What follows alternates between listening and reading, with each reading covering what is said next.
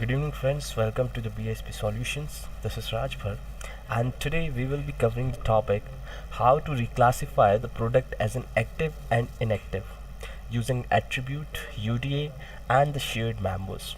So far we have just covered a lot of topics through the tickets, like what were the problems, as actually what we call is as in ticket, whatever the problems would be occurring on the instance to the professionals, we call it as in tickets. So far we have just solved out four tickets, that is add new cache accounts. The second ticket is creating the EPM automate file to load new cache accounts. Another one is create data integration tool to load new cache account. Yesterday we have just covered a very important and significant ticket that is change product category, that is 110, 120 and 130. So in the fifth ticket today we will do very important part, that is how to reclassify the product as active and inactive using attribute UDA and shared members. So today we will cover this ticket. Now we will open the paint here and we will see how we can reclassify a product as an active or inactive. So first and foremost we have to understand that reclassifying the product as active or inactive is a critical aspect of product lifecycle management, that is PLM, and inventory control. So it involves formally changing a product status to reflect its current commercial viability and operational state. So as far active and inactive status as concerned, so we need to understand what is the meaning of it. So first and foremost meaning is like when the product is currently available for the sale, production as well as for the full support. So it's a current generation offering its growth or the maturity phase, we call it as an active. So if we talk about its typical criteria for the classification, so it contains the high demand, actively being manufactured process, as well as full service warranty support is available on it, even listed in current catalogs websites. So these are the typical criteria for the classification of the active status. As far inactive as concerned, so it is the product is no longer offered for the general sale or is being phased out. So it may be limited classic service only or obsolete phase of its life cycle. So this is how it matters. So for the typical criteria for classification, we take low zero demand, discontinued by the supplier, manufacture replacement product, introduce insufficient profitability spare parts, as well as the support. If we talk about the support, it is becoming the limited or the unavailable element. So here we will discuss its methods, that what are the methods of it. So let me find out the methods.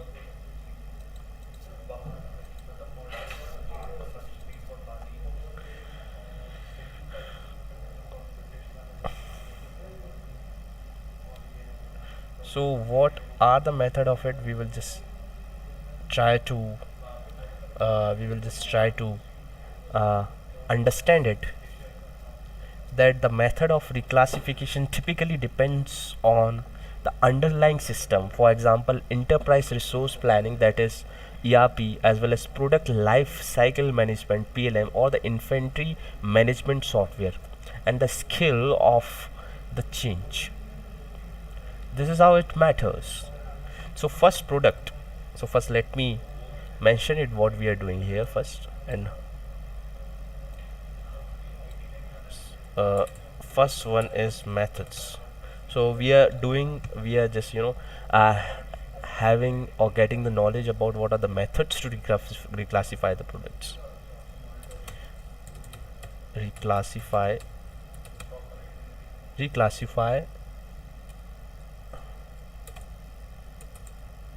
products.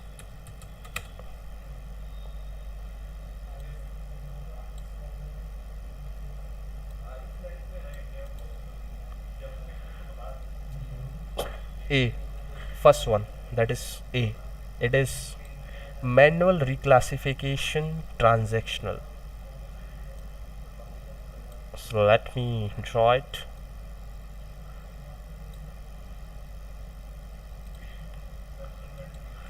First one is manual reclassification. So this is manual reclassification, or rather I would say it is a transactional element.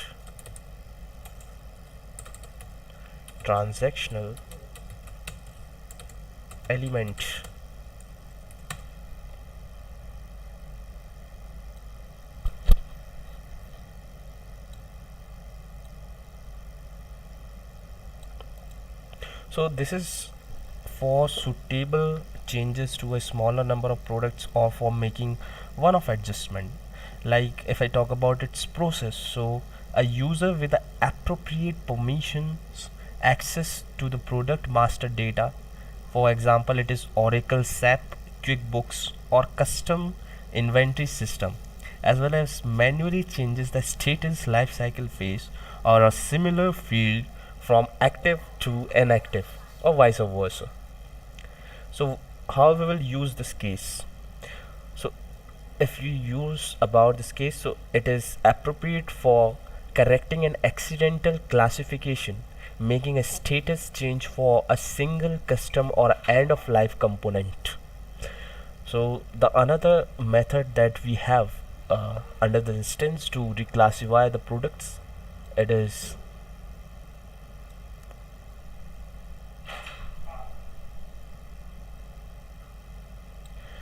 mass or the batch reclassification. So this method is mass or batch reclassification.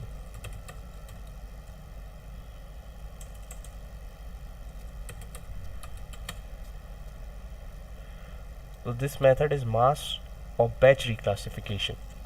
So why this method is used? So this method is being used when many products need their status changed simultaneously. So if we just point it out towards the process, so this often involves using a specialized system tools or uploading a spreadsheet file, for example CSV, that is comma delimited, or different that is tab limited file. So with a list of stock keeping units, that is SKUs, or the product IDs, and the new desired status comes. So the system processes the batch update and the saving significant manual efforts. So this is how the process performed in the mass batch reclassification method. When we will throw some light on its cases. So if we talk about use cases, so transitioning an entire line of older models to the limited or inactive status upon the launch of a new product generation, or making all products from discontinued supplier as an inactive, then the product's dimension would be appear in front of you. Whatever the changes you will make, or you will update the status like active or inactive, so absolutely it will be appear and visible across your screen, whatever the changes you have covered for the products. Now the third thing that we have, very much important, it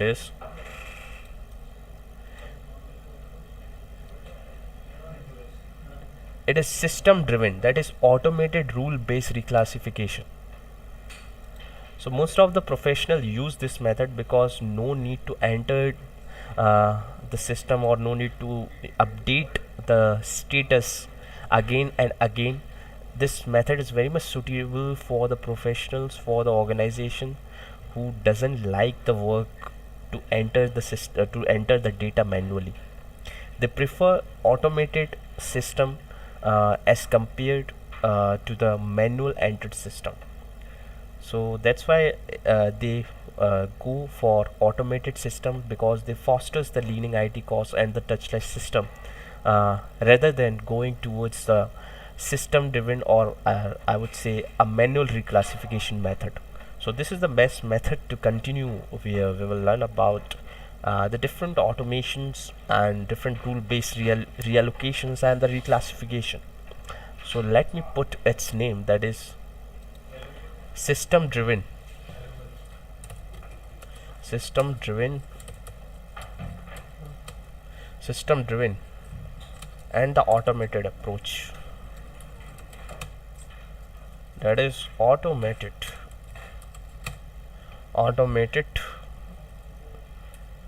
and rule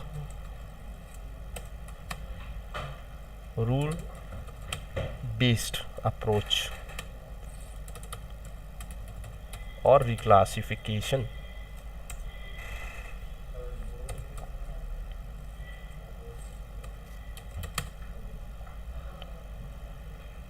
Very important method which cannot be neglected. Professional has to follow this method if they want to foster the touchless system. So this method leverages system logic to trigger status changes based on predefined business rules. So as far process is concerned, so this system is configured with rules that automatically change the product status when certain criteria are met. So under this we put the line on time based, inventory based and demand based element. So you might have in doubt under the three basic elements of it. So what is time based element?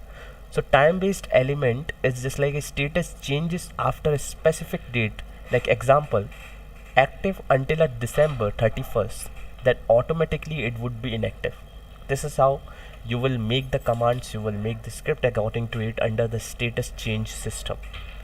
Then if we talk about the inventory base, so here the status changes to inactive once stock reaches 0 and no reorder is planned.